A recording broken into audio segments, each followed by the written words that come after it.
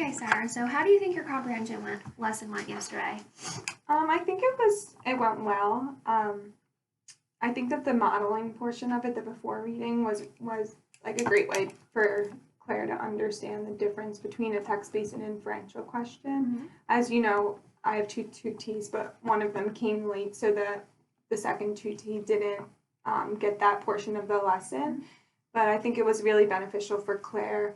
When I did the teacher created prompt, I had her underline I asked her text-based question based on the prompt and then an inferential question, and I had her in the moment underline the answers, which I thought was that wasn't in my plan, but I thought that really helped her see the difference, that she could underline the text-based question and she could underline clues to help her with the inferential, but she couldn't find the actual answer anywhere. And then during the lesson, I obviously asked text-based and inferential questions, and I also had Claire make predictions. When I was asking her the text-based questions, she definitely understood those better than the inferential questions. First, I think at the beginning, before we read, she obviously was able to make a prediction based on the cover of the text and the title. And the picture, but as we were going through, it seemed like it was a little bit more difficult for her to make a prediction. But what I did notice was that the pictures helped her kind of make a prediction. I don't know if you noticed, but when I asked her to make a prediction on one page, and then she flipped the page, and before she read the prompt, she saw the picture, and then she was like, yeah. She's like, I know it now. So that shows me that maybe using the pictures can help with her comprehension and understanding the text.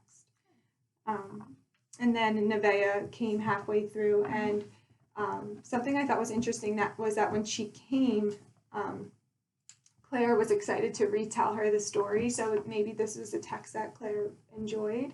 And when we were doing the CRI testing, one of Claire's, something Claire had to work on was retelling a story, so maybe that shows me that she is able to do it if she's interested in the text.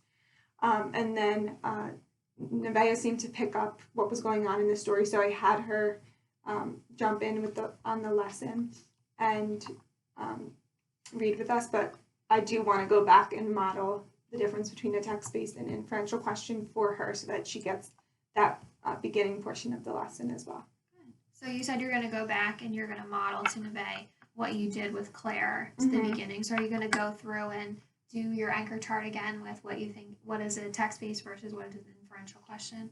Yeah, I'm gonna go through that same anchor chart. I think I also might have Claire kind of explain it too, because it seems like she doesn't understand the difference between the text-based and the inferential question. Even though it was difficult for her to answer inferential questions as she was reading, it seems like she gets the difference between them. Yeah. So maybe I'll have her help. So for the data collection, what you asked me to do is to write down the questions that you asked the girls and then their responses. So obviously Claire has a little bit more because Nevaeh came in late. So what did you get from the data collection? Was there anything you took away from that? Yeah, I was looking it over, and it seems like Claire was able to answer most of the questions that were text-based, but then when she answered the questions that were inferential, she would give like a one-word answer, but wouldn't really be able to elaborate on what her answer. So that shows me that maybe I need to continue working on inferential questions with her. And then I'll also, after we read half of the book, as you know, I didn't have time to read the whole book, but at the end, I asked them each a question individually. And what I noticed was that Claire was obviously able to answer the text-based question, but again, the inferential question, she was able to identify part of it, but not really connect it to her own background knowledge and fully answer the question. And then Nevaeh was able to, again, answer the text-based, but I wasn't quite sure if she understood the inferential question because she gave me the same answer that we were kind of discussing. Yeah. So I'm not sure if she heard us or if that was what she thought of before. So maybe next time what I'll do is I'll have more of maybe I will have one person like go sit in the area with the couches and read for like a minute, and then we'll switch just so I can get a more a better understanding of what they knew. I did notice that she did say the word guilty, which is pretty right. big word for a little girl to come up right. with on her own. Good. So you said that to begin the next lesson, you're going to review your anchor chart and maybe have Claire explain the difference between text-based and inferential to Nevaeh. And then how are you're going to continue just answering the different text-based and inferential questions as you continue throughout the story? Is that what you're going to do? Yes. So in the next lesson, we're going to continue the same story and answering those questions. I also want to focus on like when they're going through kind of having them decide if it was text-based or inferential. Oh, that's good. And then for your example, I wanted to go back to this. Yeah. For your example, you had an example about a student who was running late, and yes. Claire was able to tell you that they were, you could tell they were running late because they screamed "ah" when they woke up, and she had the inferential question was, where do you think she was going? And she said going to school because she found she had to get her backpack. Right.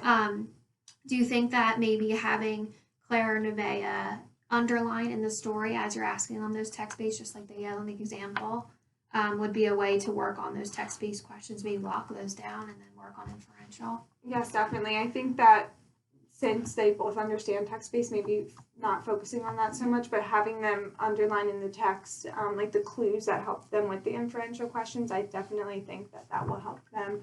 I also, like, since we saw Claire do that with the teacher-created text, that shows that she can do it, so maybe applying that same strategy to the book will help her.